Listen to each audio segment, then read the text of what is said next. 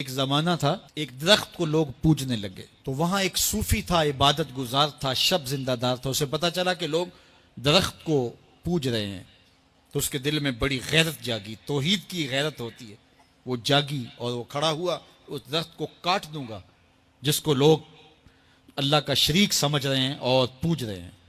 ہاتھ میں کلہاڑا پکڑا اور اس درخت کو کاٹنے کے لیے نکلا. راستے کے اندر شیطان کھڑا تھا. اس نے کہا میں تو نہیں جانے دوں گا. اور شیطان نے راستہ روکا. اس نے پٹک کے شیطان کو زمین پہ مارا اور اس کی چھاتی پہ بیٹھ گیا. شیطان بہت مکار ہے اور وہ ہر ایک کو ایک طریقے سے نہیں لوٹتا. اس کے بڑے مکر و فریب اور دجل و تلبیسات ہیں.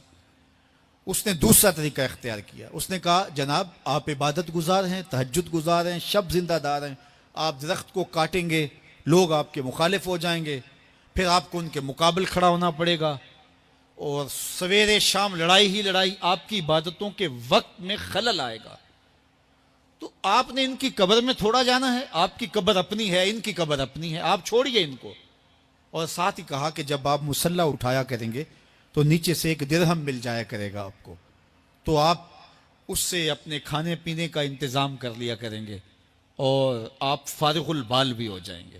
اس طرح باتوں میں لگایا اور وہ زاہد صاحب واپس آ گئے. نماز پڑھی، مصلی اٹھایا، درہم ملا، بڑے خوش ہوئے اور دلیلیں تراشنے لگے. واقعی مجھے کیا لگی، تمہیں غیر سے کیا، تم اپنی نبیڑو، تم اپنی قبر میں جانا ہے، جائیں وہ بھاڑ میں، مجھے کیا لگے، مجھے ان کے بارے میں کیا پوچھا جانا ہے. نمازیں پڑھتا ہے، ہر نماز کے بعد مصلی اٹھاتا ہے تو ایک درہم ملتا ہے.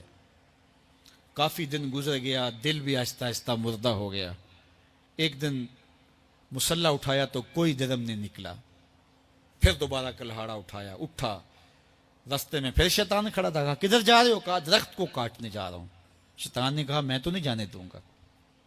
اس کو تجربہ تھا کہ میں اس کو پٹک کے زمین پہ مارا تھا، یہ میرے سے طاقتور تو ہے ہی نہیں. اس نے پھر گریبان سے پکڑ لیا.